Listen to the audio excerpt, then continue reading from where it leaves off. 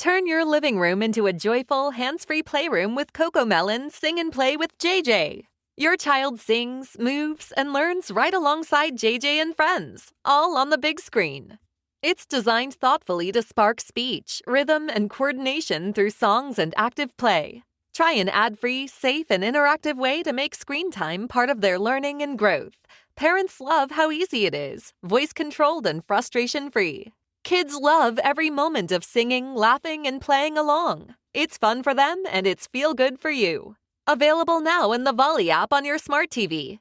Just search Volley in your TV's app store and start your free trial of CoComelon Sing and Play with JJ today. That's CoComelon Sing and Play with JJ. Available now in the Volley app on your smart TV.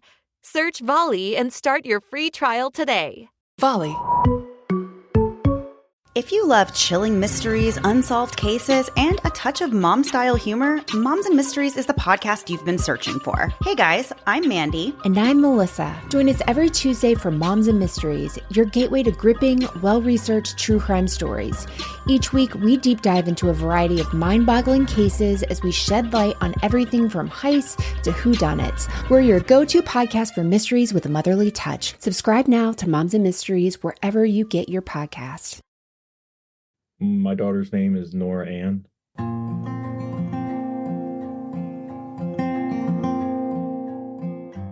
the one thing I take away from that day was holding her in my arms, feeling her weight, and just saying over and over again how beautiful she looked, and that I was apologizing to her.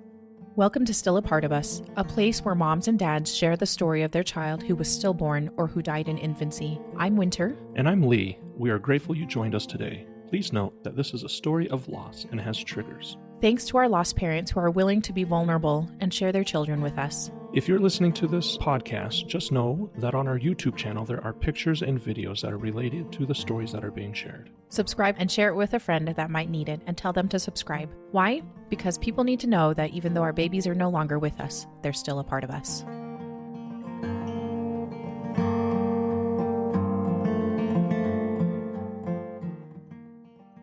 Ben, thank you so much for coming on, Still a Part of Us, and sharing your time and sharing your wonderful daughter Nora with us. Thank you. Your wife Heather has also interviewed with Winter, and it's our time to talk with you and your experience and your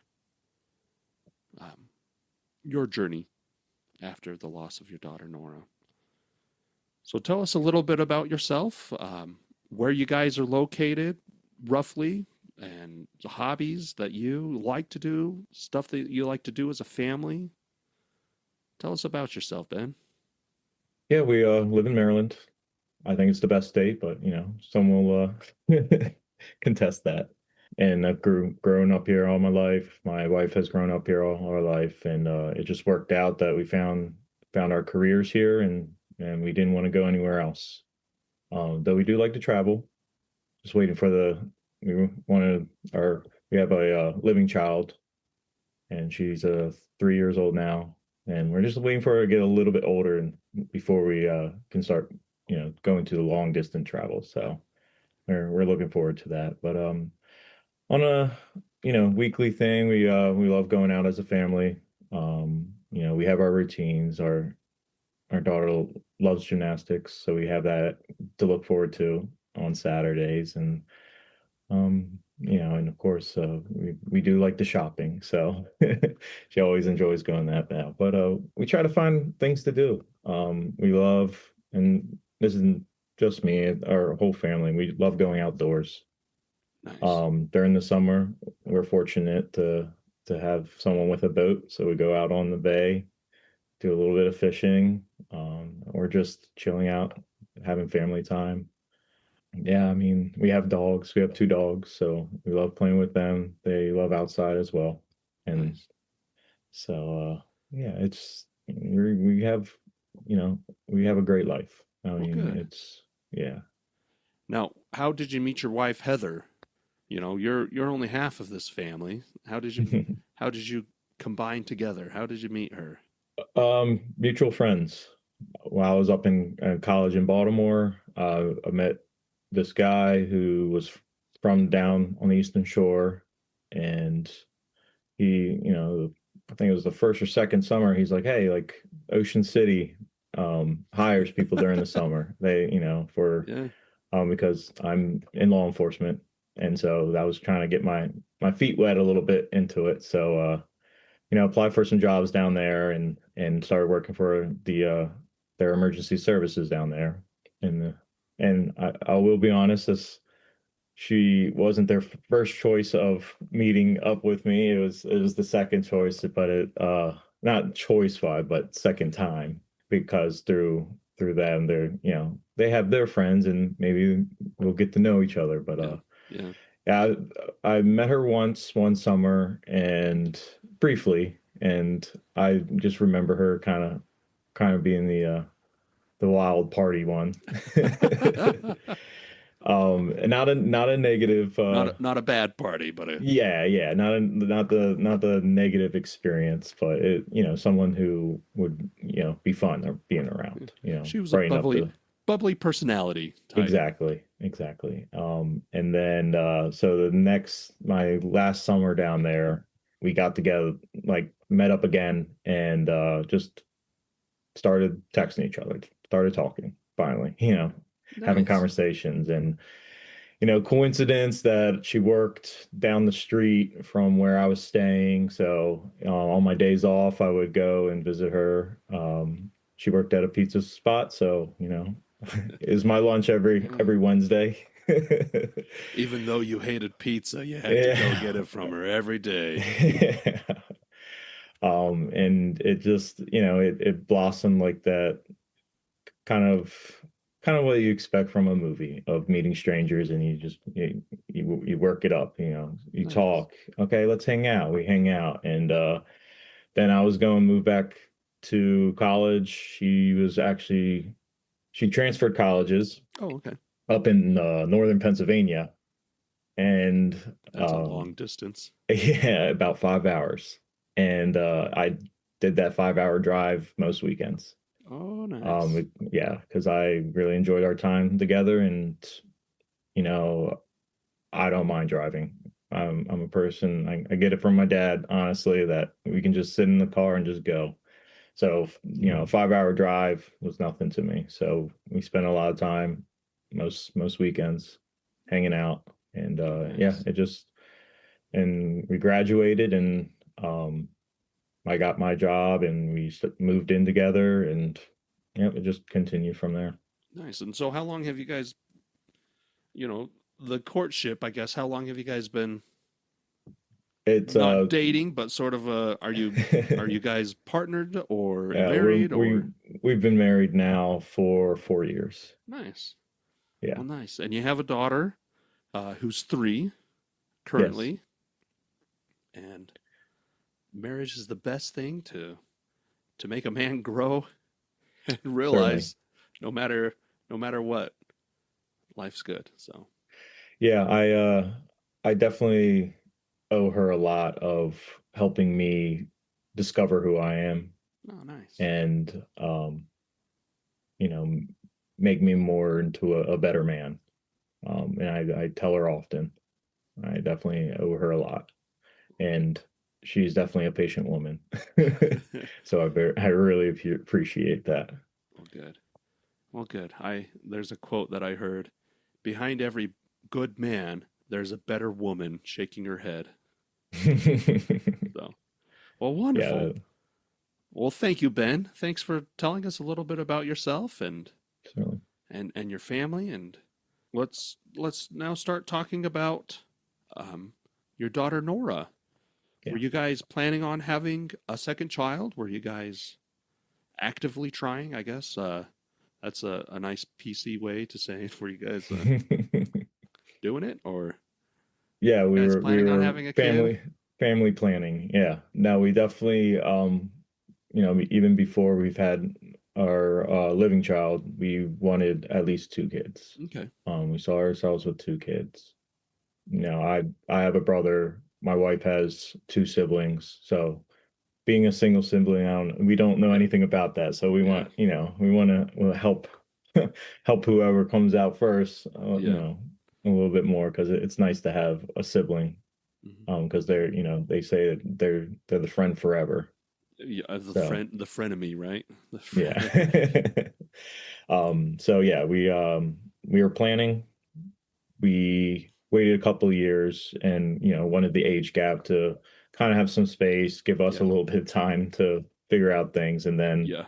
have our second kid, and they'll be about 3 years apart.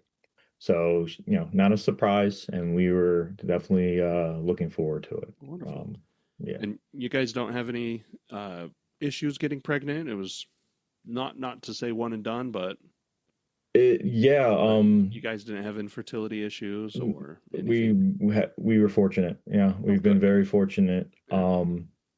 And we were kind of surprised that, you know, my wife being on birth control for a while, because she has her own issues through Hmm.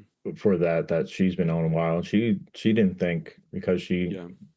you know, had been on it for a while, that like once you get off, it's the same thing with Andy. Is like once you get off, it's like you don't know, you know, Yeah. it's kind of chance. You Yeah. chance it.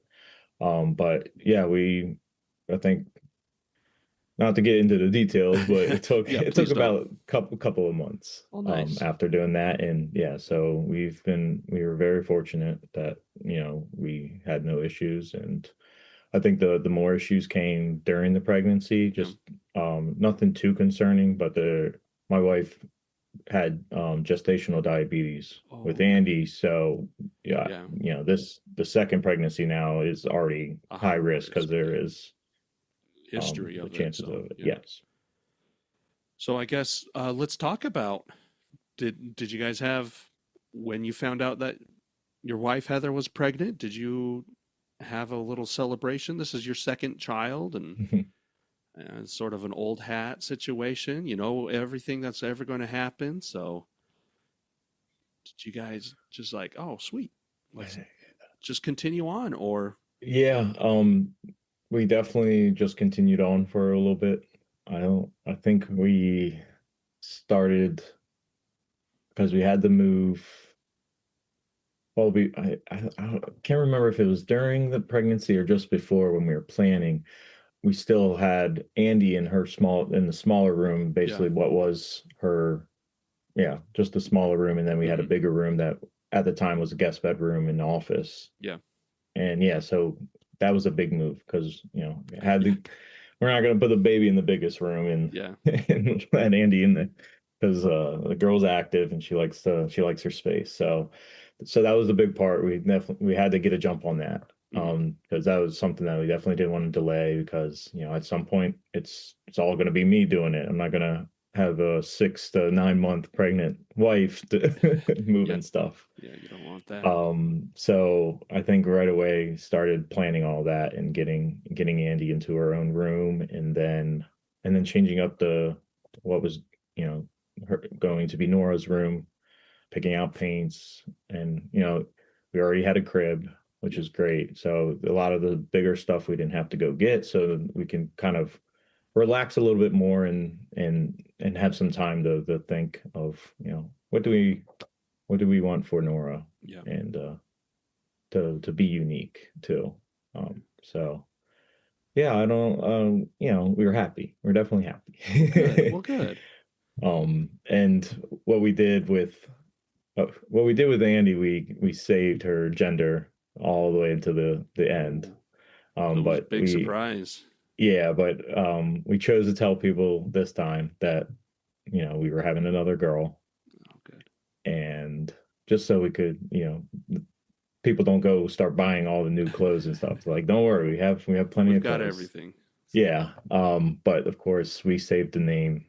Just like Andy, we saved the name up until birth. So that was kind of our thing, that we're, you know, have that little secret to just my wife and I as well. Yeah, we kind of didn't include Andy in it either. Sorry, but yeah, well, she, you know, the loose kids don't lip. have the filter we do. Yeah, loose lip sinks ships, right? Yeah, yeah. So, yeah, well, nice. And so you guys are getting ready.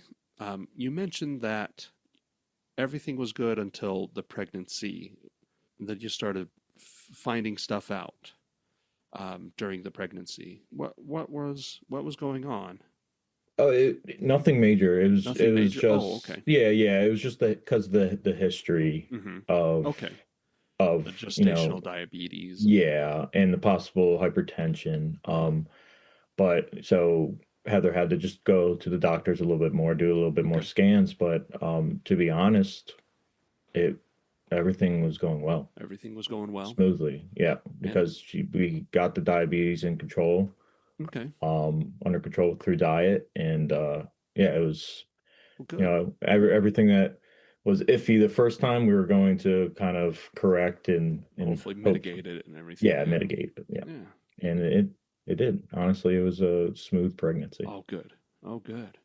Progressing through, were you able to go to help with appointments? Were you able to go, you know, some mothers are just like, yeah, no, they're all routine. You don't have to come. And Yeah. yeah, I definitely I missed some, but I tried to do my best to oh, good. like the bigger ones, the Yeah, anatomy scan, the ones that kind of like the important ones of measurements and stuff. But yeah, yeah, most of them I try to make.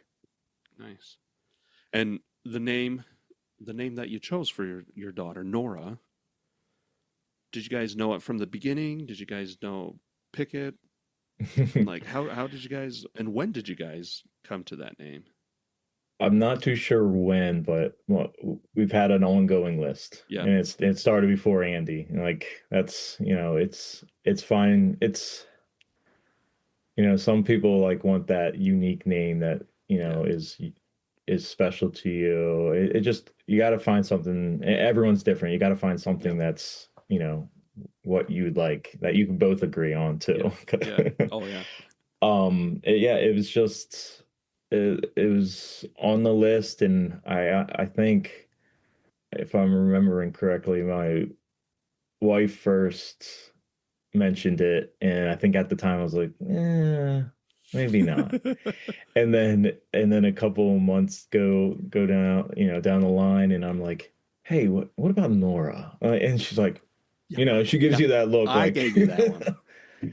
She You said this. I was like, yeah, I just had to grow on me, I guess. she planted the seed, and now it's being Yeah. harvested.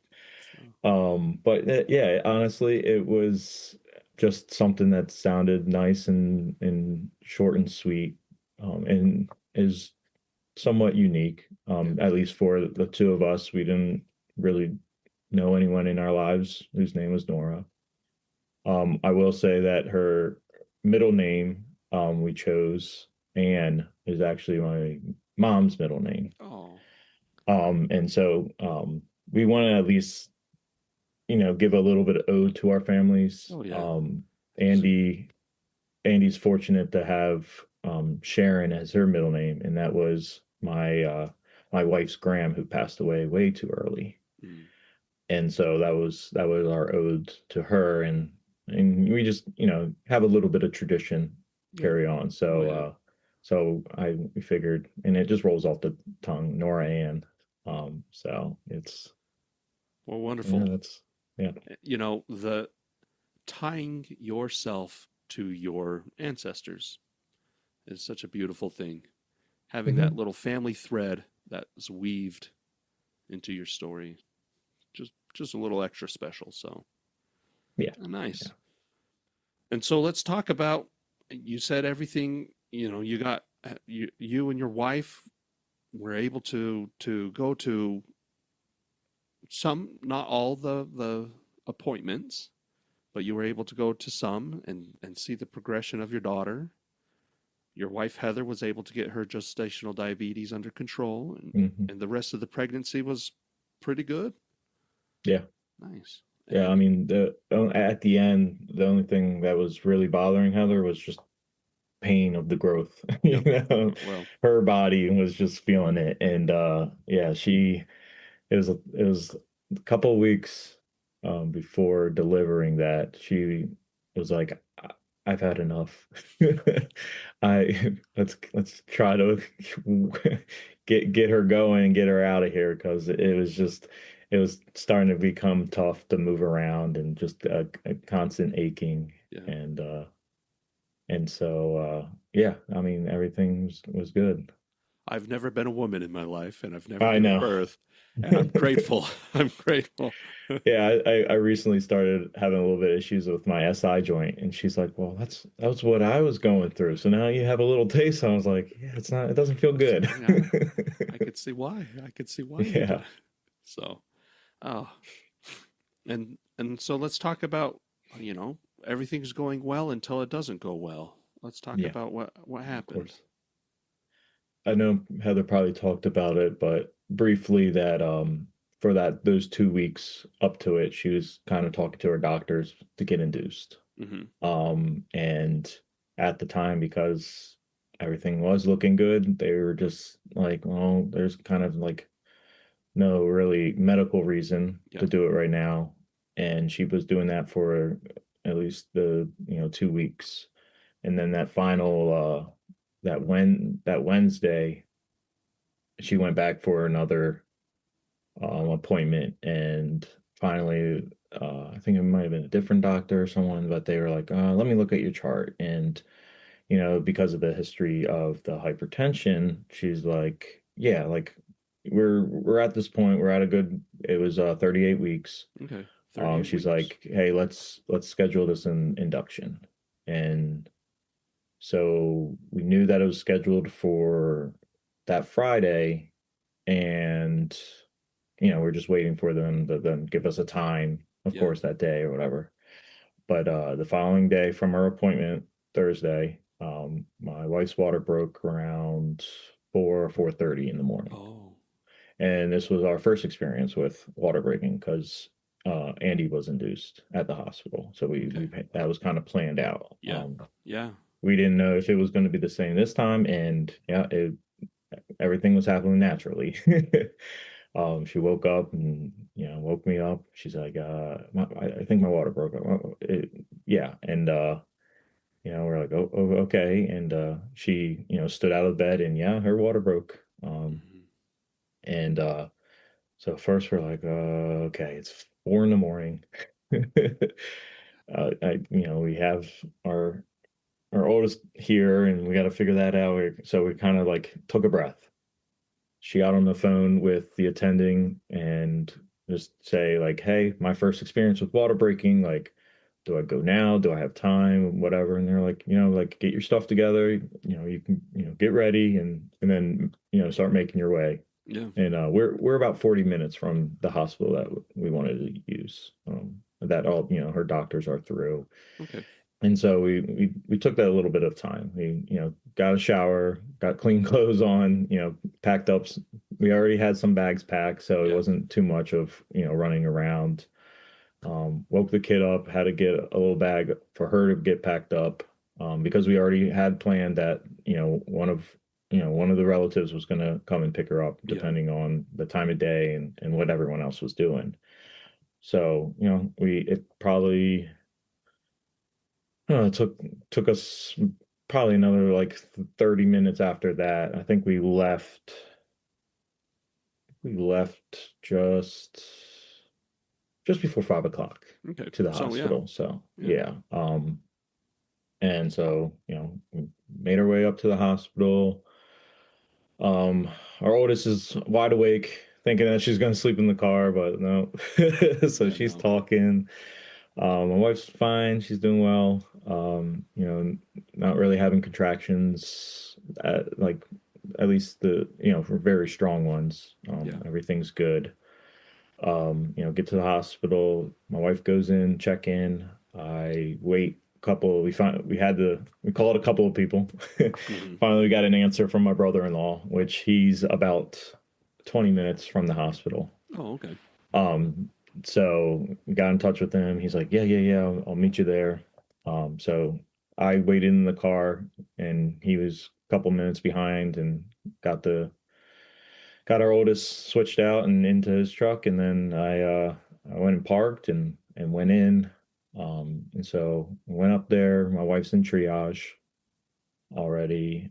She got hooked up, everything, and one of the nurses just started doing the scan to put on the heart monitor and find her. And we're sitting there, I'm holding my wife's hand, and she's searching around. You know, you hear the swishing of fluid, and she's searching around. She's not saying much, and you know, this being your second time going through it, you know, kind of how it should be, and what they're looking for and what it sounds like. And when you don't start hearing and seeing, and you start to realize that, you know, the heaviness of the moment starts weighing on you. You know, she's like, let me go, hold on, let me like go grab the doctor and see if she can help. And I'm just having trouble finding her. And I looked at my wife, and I don't know if it was her or me that said it, but I was like, I'm a little nervous. You know, we don't want to, at least for me, I didn't want to say the obvious out loud. Yeah. Because you kind of know, but you don't want it to be true. Yeah. Especially the day before your wife has a scan. Yeah. And your child's moving around, your child's healthy, your child's alive.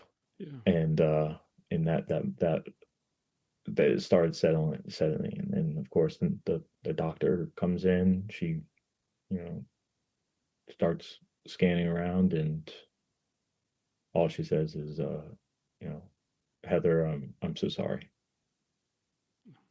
And right away I said, oh, you know, I just, yeah, our Nora's heart was not beating. There was no heartbeat. And right away I think I contained myself, but I could have kicked a hole in the wall. Yeah. Yeah. And, you know, I'm just like, why? Like, this can't be. Like I said, we're hours, if not minutes, away from meeting our child, and she is no longer with us. Yeah. So a lot of anger, is what I felt. A lot of anger, because, you know, something caused this. You know, and you want to make sense of it somehow. Yeah. And so it was just a lot of anger. And so the doctor, you know, stated like, you know, I have to go get another doctor to confirm this. And, you know, she and the nurse step out, and we're just sitting there crying, just hysterically. Yeah. And all of a sudden a contraction comes, and Heather starts pushing, and she's like,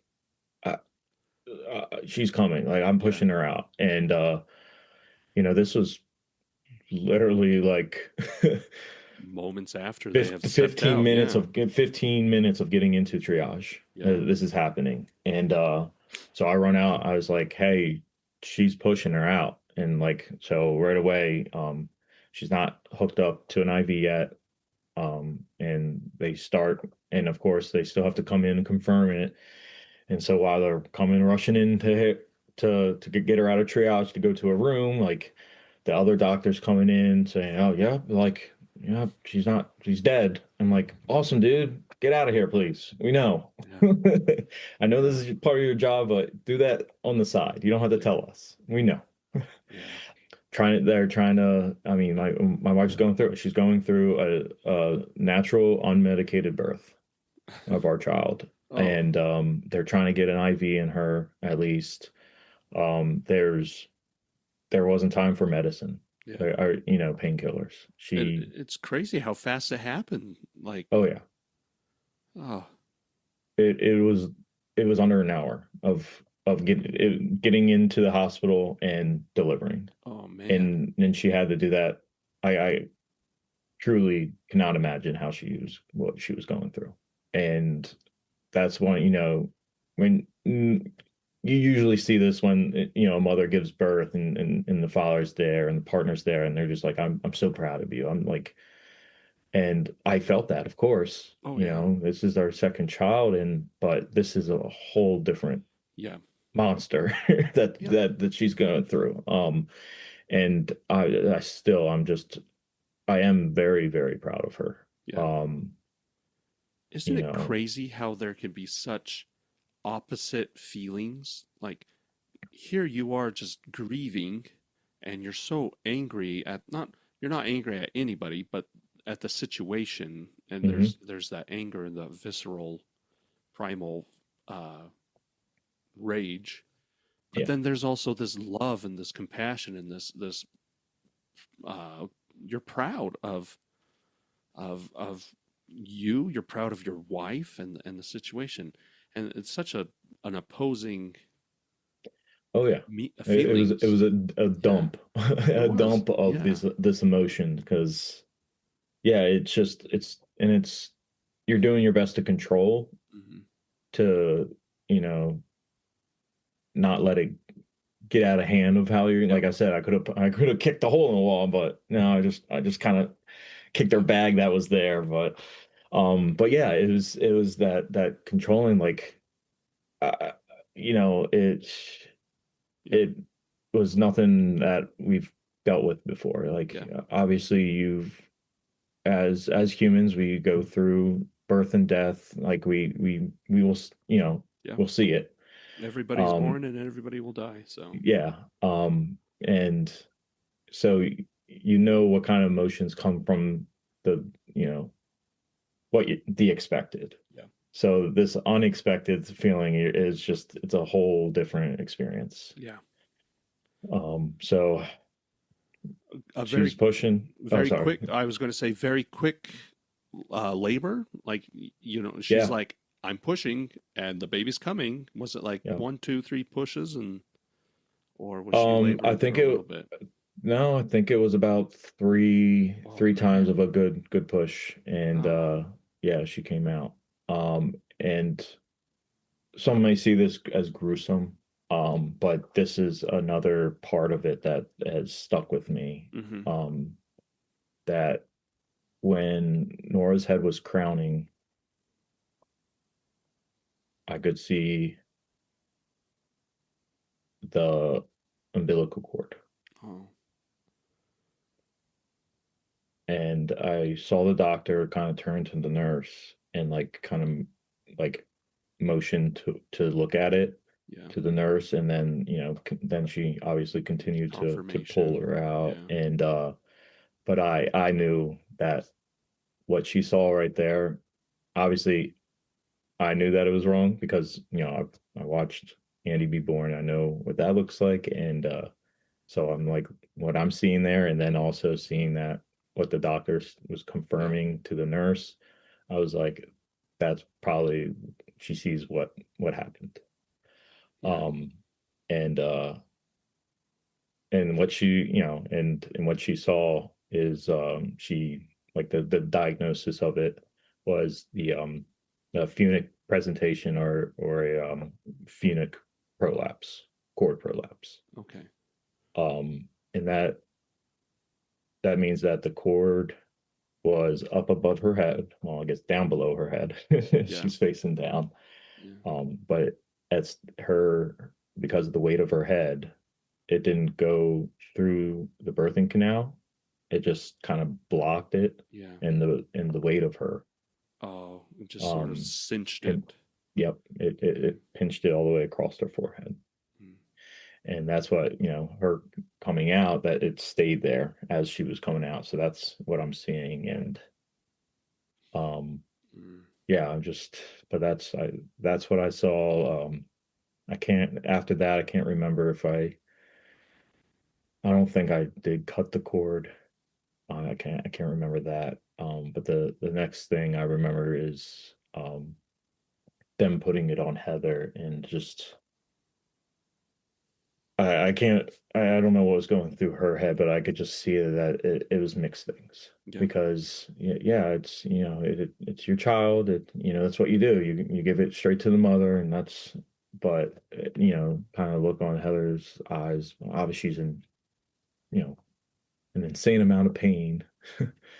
but then there's also that the grief, the sadness, everything else that's coming with it. And now she's laying there with Nora on her chest, and um, it just Yeah.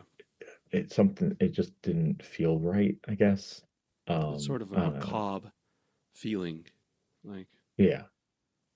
I remember when my wife gave birth to our son, it was like, do you want to hold your son? And then you're just like, I don't know.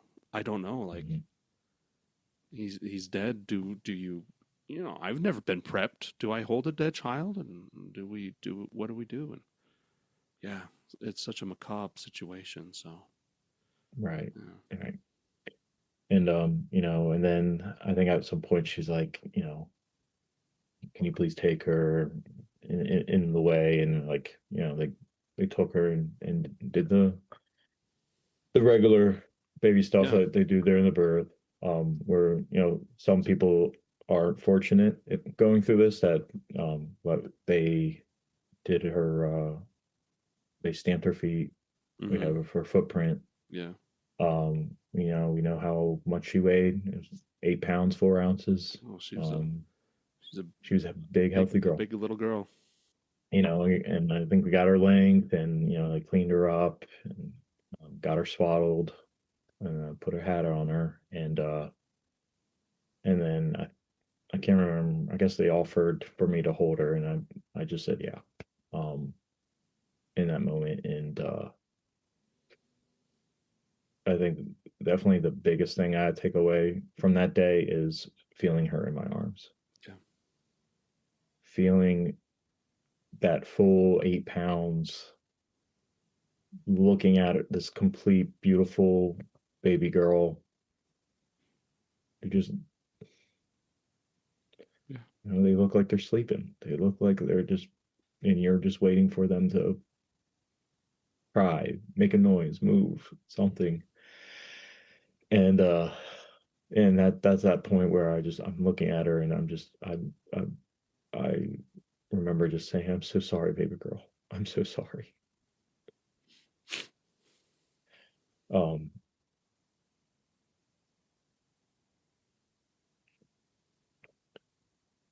yeah, it just, again, that's, and the emotions swell up. That's sort of just like minutes of meeting her, and she's not there. And yes, we're fortunate to have her body here, and then she looks the way she does, but it's just it's not the same. It's not the And same. yeah, and I just repeating it over, sorry, I'm just, she's so beautiful. And but that, I if my mind ever goes, I hope something like, there's one of the memories that I hope my mind holds on to, because even though at the lowest point in the time feeling, just I cherish that moment of being Yeah. able to hold her and see her. And it's, in a way, it was a beautiful moment. It's been the saddest moment, but Yeah. I'm a glass, half full most of the Yeah. time. So I definitely hold on to that memory as a one that I'll cherish instead Yeah. of try to forget. And it's such a touching moment as father and daughter, but it is such a sad moment where you realize your child, all the dreams that you've had for your child are going to have to change. Yeah, it's The life that you had imagined for yeah, them is not. So yeah, and so that sorry, was man. kind of the, thank you. That was the next step is, new experience. So I had no idea that the hospital has a specific cooling bed for when this happens, Yeah. of stillborns. So you get a little bit more time. Mm-hmm. They're just not taken from you, Yeah. which is, it's amazing It how is. hospitals take care of you and the child. And so, you know, that I think that's when I think Heather declined to hold her again. And so she was put onto that. And then, you know, obviously hysterically crying again and just trying to figure out what happens next. We owe a lot to the nurses there. Their bedside manner was amazing. That's good to hear. And you know, they were very, very kind and caring and passionate, and you know, they really, really helped us kind of move through that day. Okay. I mean, the day was Yeah. still Oh yeah. still young. We're Yeah. we're looking at around, you know, after this, it's like what, 7 o'clock in the morning. Yeah, So probably. Yeah. yeah, so they were kind of taking their time. You know, they would Did come and check in, and Did you guys get to go to a room? Did they take you so to a recovery room or? yeah, so which again, I didn't know this was a thing. Yeah. So usually we'll stay in that delivery room until we go to the mom and baby, which is a different Yeah. floor. Um, but we, I think at the time, I forget how long we were in the delivery room. Hmm. But you start to hear all the other sounds from the other Yeah. rooms, Yeah. and that's, yeah. And that, of course, triggers things in your head, and you get a little angry, and you're like, so yeah, they do have a couple of rooms that are away from all the other ones. They moved us into, and yeah, it's secluded, it's quiet. Hmm. You know, I'm not a fan of quiet, especially when your mind's racing, because it Yeah. just allows more room for Yeah. it to continue to race and think of all the negative thoughts and everything else that comes with it. But that's something that, you know, you look back and you're like, I'm glad that is part of their system for this, because that's very helpful, because I'd rather be in the quiet with my wife and I and our child there than to have to listen to all the other moms who've given birth and their babies are making noise and crying, and just to give us some time to figure stuff out without having the distraction. And yeah, Yeah. so the timeline kind of gets a little blurry from there. Oh yeah. um Mentally, so, you're not in a mentally you're in no place to keep track. So yeah, were yeah. you guys able to spend time with Nora? Um, Not necessarily doing everything that parents would normally do, but were you able to spend some time? We were given the time. I think looking back, both my wife and I wish we gave it a little bit more time, because you know, it was hard Oh yeah. I guess face Yeah. the fact of Yeah. what occurred, you know. Yeah. And but yes, we had her in the room for a little bit. My wife built up the courage to hold her again, and yeah, it was the time that we did have with her was, you know, I'm happy that we had it. Good. Oh good. um yeah, so, and then the other thing was, I guess most hospitals do this, but they have a bereavement photographer that they Oh offer. yeah. And at first I Yeah. was a little hesitant about Yeah. it, It because really. to me it's a morbid thing. Yeah. This is, yeah, yes, she's a beautiful child, and but again, it's like, I don't. you know, Yeah. it, to be frank, she's dead. This is, you know, and that's why, like, I was definitely fighting that the morbidness of it, and then the also, well, the beauty of it. Yeah. And you know, we ultimately, like, the bereavement photographer came in and she explained everything to us. She's like, you know, I put everything in a folder. I check in with you. Do you want to see them? Do you not? Like, I'm going to do it, but it's ultimately up to you if you would like to. Yeah.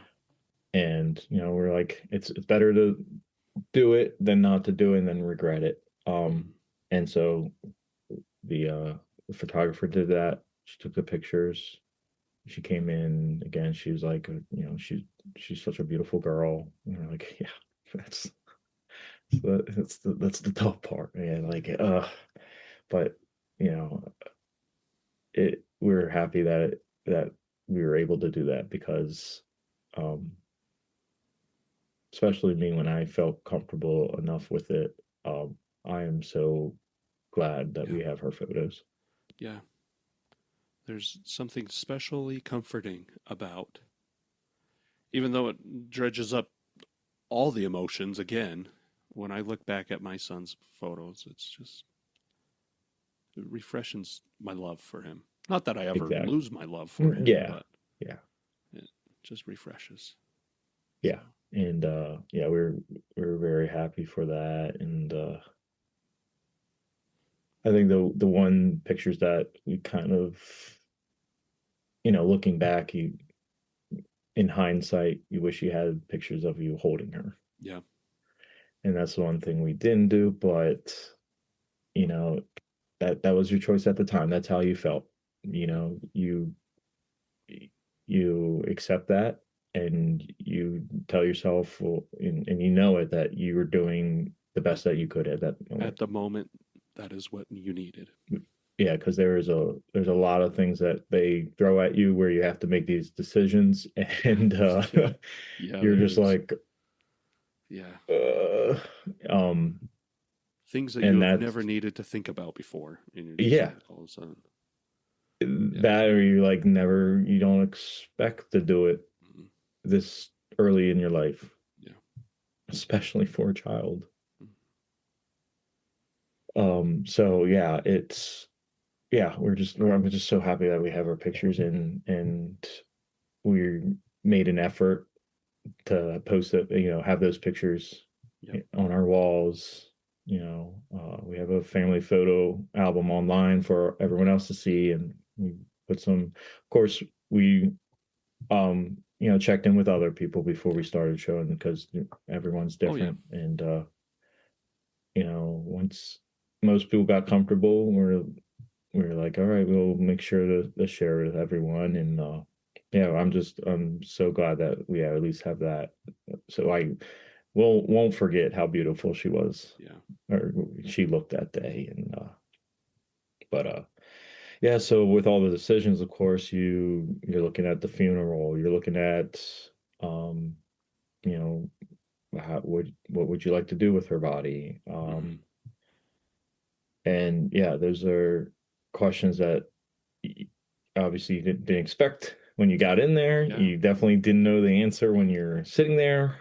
So I will say we didn't have to make the decision right away, and we're very thankful that we had the support from our family that we did that day. Good. Oh, good. Because a lot of that, it would have been too hard for us to figure it out and do it on our own.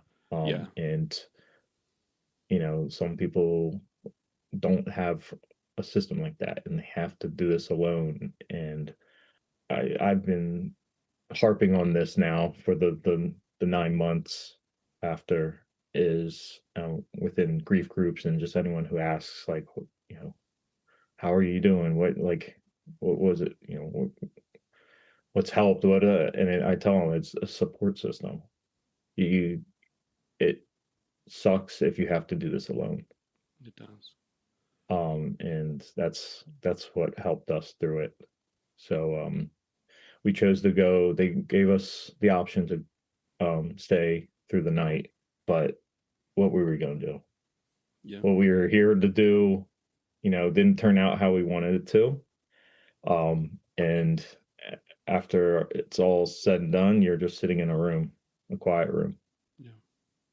I'd rather sit quietly in my own comfortable home than a somewhat cold, big, empty hospital room. So Now, we were chose. there any complications to Heather during the birth? She was healthy coming out, so Yeah, yeah. everything went smoothly, other than Heather not getting Yeah. being able to get the painkillers on time. Yeah. Okay. So of course she's in a lot of pain, but yeah, everything was just like your typical delivery. Yeah, so leaving the hospital wouldn't have been an issue. So No, no, and but yeah, they gave us the option. We're like, we'd rather be home, because we sat, at first we were like, well, give us some time, because we don't know how we feel. Like, yeah, everything's kind of given to us at the hospital. It's nice, but yeah. it doesn't feel wholesome, I guess. Yeah. So we decided that we were going to go home. Oh, go before we left, of course. It was notifying our family Okay. of what's going on, And because how did that go? um at first you don't know how to do it. Yeah. That again, that's part of all these decisions that you have to figure out, because if in the beginning, if you're not overcome by anything that you had to do, you give them the notification of, hey, Heather's water broke, we're heading to the hospital. My brother-in-law has Andy, and we'll update you. Yeah. uh and then 4 hours goes by without an update, or 3 hours, I'm not sure. I think it was around 10 or 11 when we Yeah. finally, we're like, all right, this is what we're gonna do. um so I'm sure they're on the edge of their seats wondering what's going on. And so again, we're fortunate that my sister-in-law is a labor and delivery nurse, Oh. so she understands the Yeah. medical side of it. Yeah. And so we explained it. We made, at least for like to start out, we were going to let her know, just because she has a bit of a better understanding of what happened, Yeah. and that that it's one of those things that there's nothing could do, kind of things. And then she would help us then tell my wife's side of the family. um and then from my side, I think I just told my parents. Like, we just kept it to immediate family. Yeah, so that I think that was very helpful, to have her being able to kind of be our voice. Yeah. It's I you know there's a part of me that I was like, I feel bad that she's kind of put in this spot, because no one wants to be put in that spot. No one wants to be the bearer of bad news. No one, like, and it is a lot of pressure for her that we just kind of put on her. Yeah. I think we kind of definitely checked in to see if she was okay with that. Um, but that was helpful with kind of blocking the, okay, I got a call, I have to Yeah. reach out to them right now. It Yeah. was, go through her, she'll explain it, she'll, and we're very thankful for her. She's a wonderful person. And being a nurse is, just like, it's like being a first responder. You have so much heaviness that you have to carry around. Yeah. And it just, I felt bad that this one was personal for her. Yeah. But we check in with her. We see her all the time. And I'll still praise her for the help that she gave us that day. And what a blessing it is that she was able to do that service for you. Yeah.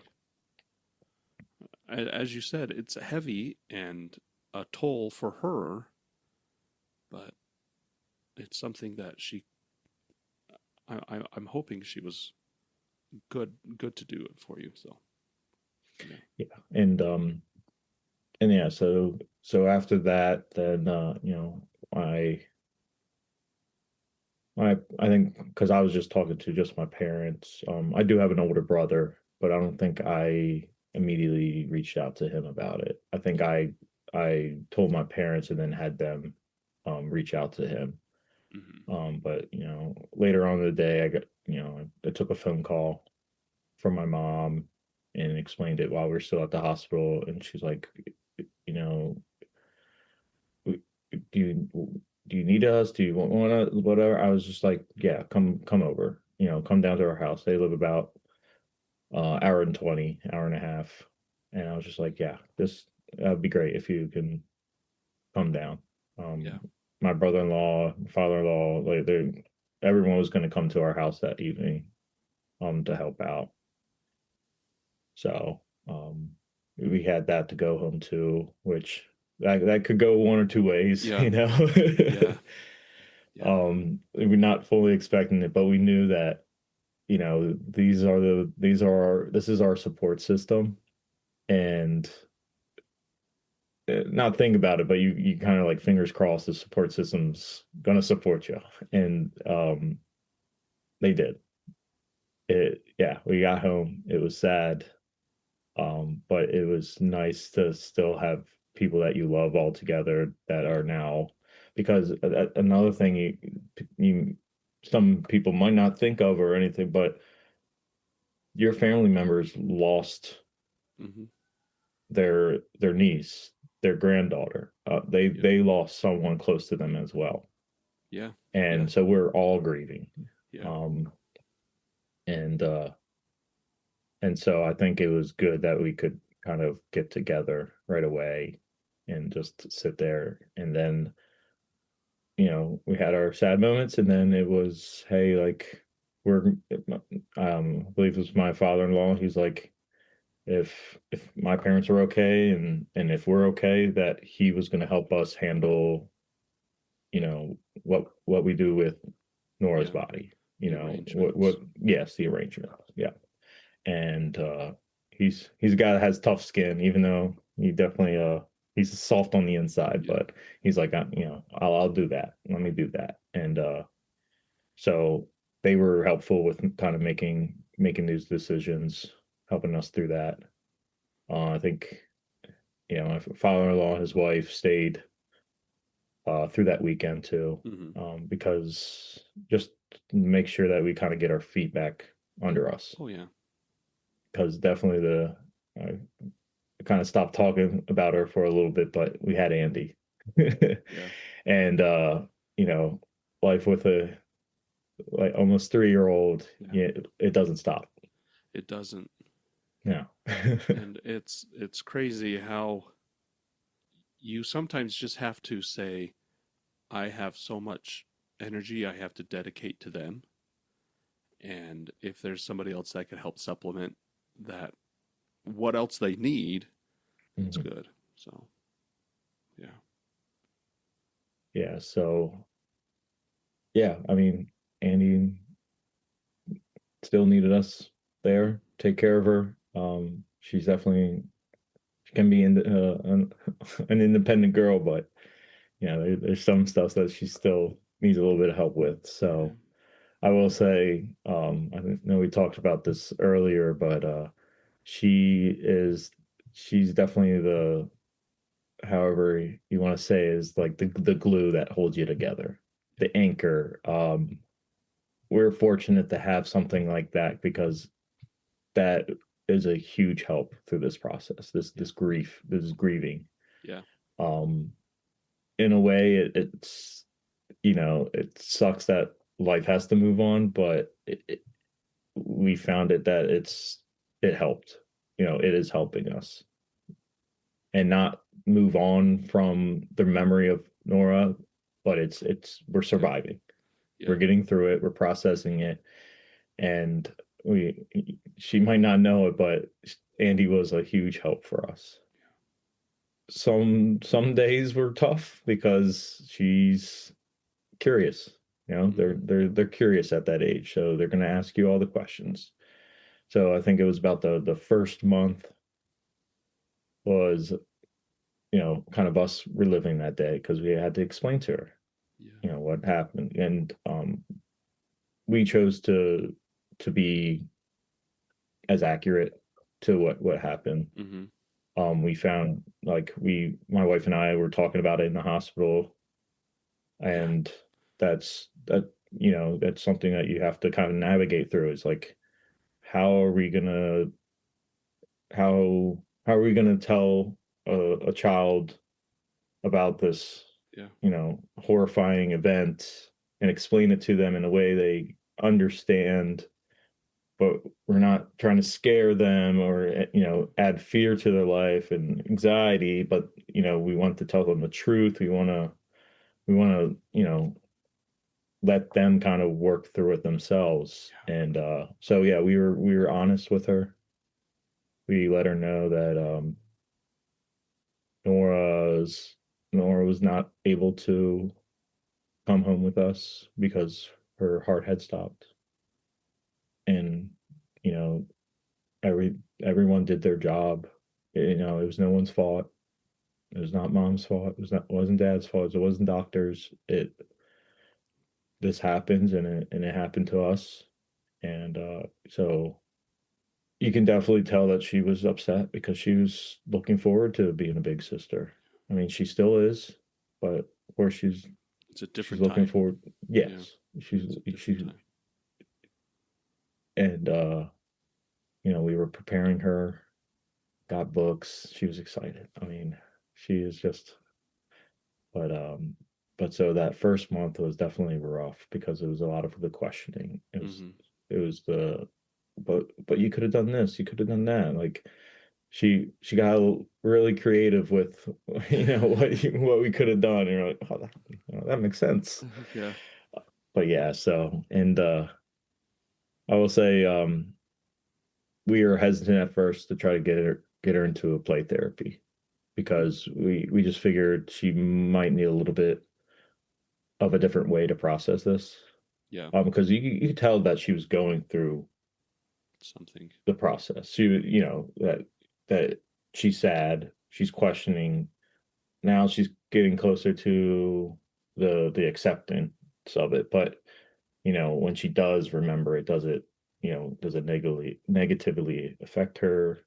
And so we got her into play therapy within the past 2 months, and not sure if it's helping, but she seems to enjoy it. And um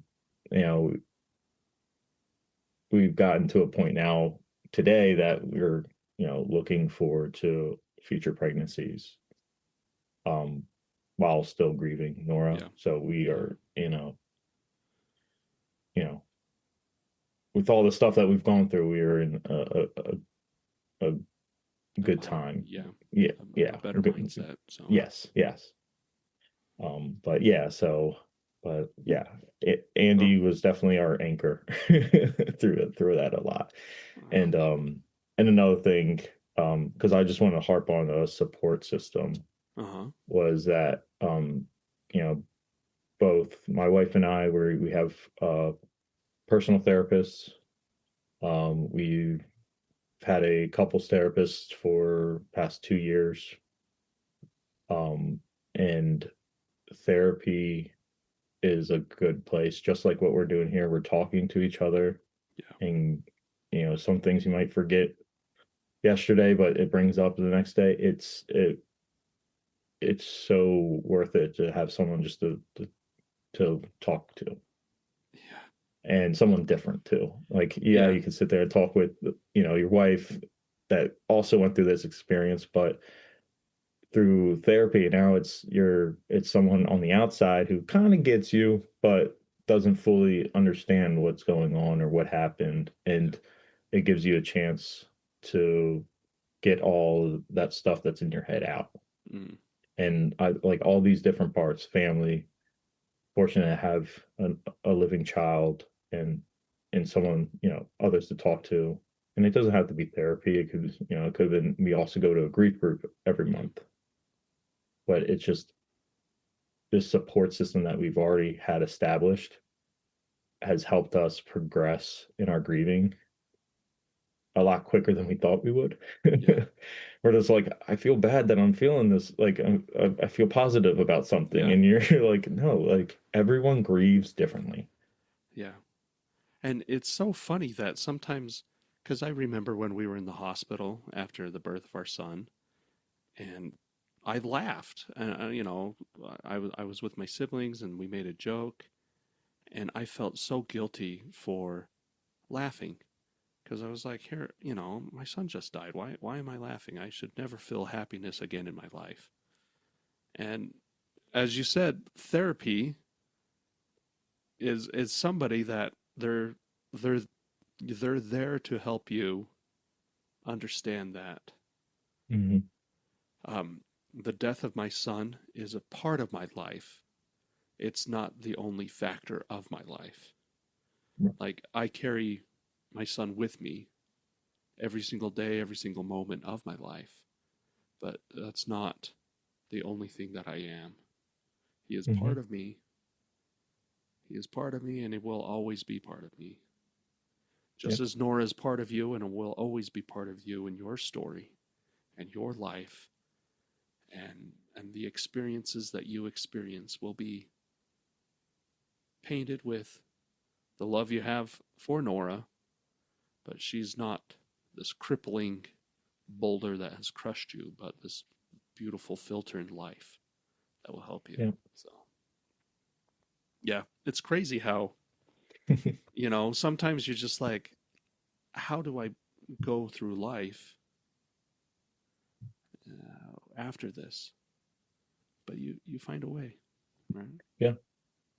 Yeah. And yeah, it's at first it's just like you just got to keep your head above the water, and soon you'll get onto that dry land, and you'll get up, and that'll be in the past, but you still carry it with you. Yeah. And yeah, I have a bracelet. It's kind of worn down, but our friend group got us a couple of stuff. That's another thing. Some of our friends reached out, and just they didn't reach out with overbearingness.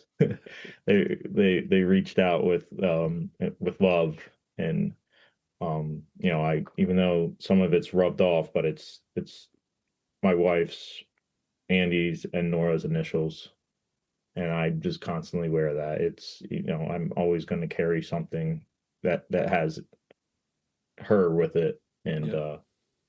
so yeah, it's that, and grief. That's another thing. This whole experience I learned from this whole experience was grief's not this crippling, sad thing. Grief is this is the process that you go through after something sad happens Yeah. or something traumatic happens. Grief definitely has this negative meaning behind it or annotation behind it, but at the end, which not at the end, but further down the line, grief is happiness. It's the joy of knowing that you're memorializing this soul, this that touched your heart. Yeah. And even if they're not there with you, you still carry it. Yeah. And that's another thing I kind of preach on when people ask me about it. In our grief group, I talk about it, helping those new parents, those new mothers, that come into our group. And I just let them know that, like, you might feel sad right now, but grief's gonna be a good thing. It's a good thing to go through. Yeah. It helps you out Yeah. in the end. So it's, yeah, it's I'm so fortunate to have all of these things where I think this is a traumatic event of Nora's death has helped me kind of grow outward, Yeah. which is a blessing of its own that I owe to Nora. Yeah. Ben, thank you so much. Before we wrap up, is there anything else that you would like to say about your daughter Nora, about her impact? Just one event that I didn't get to quite yet okay, was yes. how we memorialized Oh, yes. Yes, please tell us. her. So my wife and I grew up religious, but we're kind of going our separate ways, but we still have a little bit of faith in us and still know that there's something bigger than us. Yeah. Um, and and we know that Nora is always going to be with us. So we chose to do a little memorial-ish service, Yeah. as well as our house was lacking a bit of landscaping in the front of it. So this kind of kicked us in the butt, and we got together with my dad, who spent 30 years in landscaping, and designed this garden in mind of Nora. And in that process of building that garden, it was a really cool moment, because half of it's like pea gravel that we put a swing out there, for us to sit out there and look at this garden and cherish it. And the pea gravel kind of goes into this little path that ends at a tree that we chose to dedicate to Nora. We chose a dogwood tree. It's native to our area, and this specific one is called Appalachian Sunrise. So the flowers in the spring are two-tone pink white. It's going so to be a beautiful, yeah.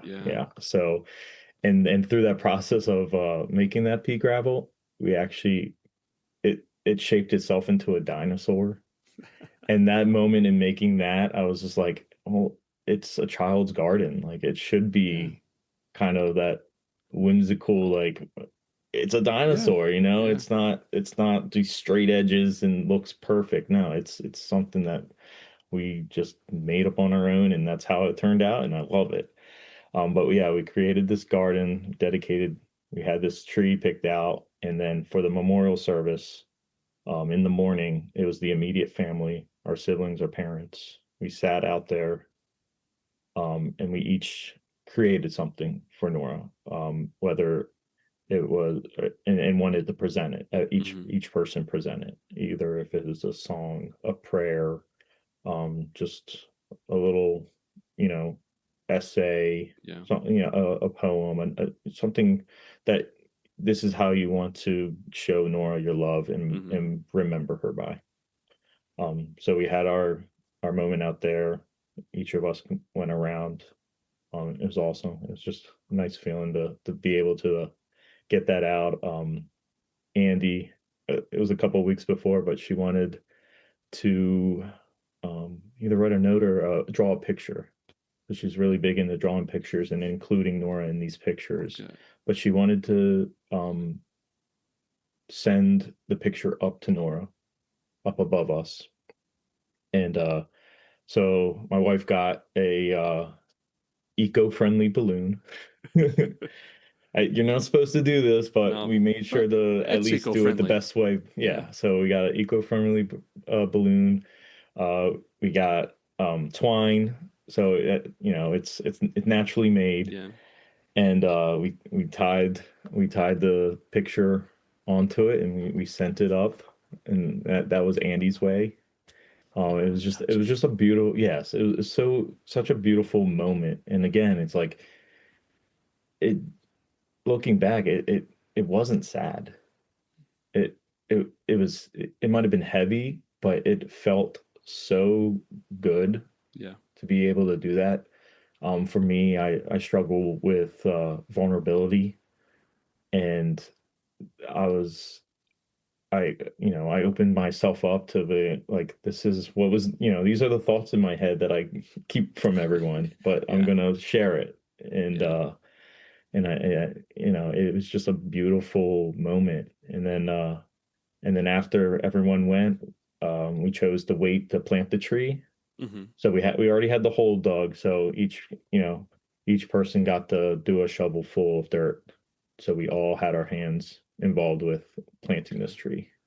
Yeah, as a community, as a family community. So yeah, like I said, our support system, that they were there that day, and they continue to be with us, and they had a hand in it. And yeah, it was. And then we had extended family friends come over later in that day, and this sad, again, it doesn't feel sad looking back at this day. It's like, this is a sad traumatic event that happened to us, but look at the family and the friends that got together, Yeah. to remember this person that most of them, well, technically none of us met, but it, we at least have this to look back at and say, like, well, Nora has touched all of their lives, has touched our lives. And yeah, something small and not so, like, I don't know how to describe it, but a big event that we could have, that we could have chose to do. We kept it small, that was just unique to us, and we'll cherish that. And any way to sorry, any way to memorialize our daughter is, we want to always have that. So, Oh, how wonderful. How wonderful that you had that opportunity to, as you said, memorialize your daughter. Sounds just absolutely fabulous. So, well, Ben, thank you so much for coming. Thank you so much for sharing your daughter Nora with us. It is so very apparent that she has touched your life for the better, even though it is sad, and even though there are going to still be sad times. You have grown exponentially as a man. Thank you, Lee.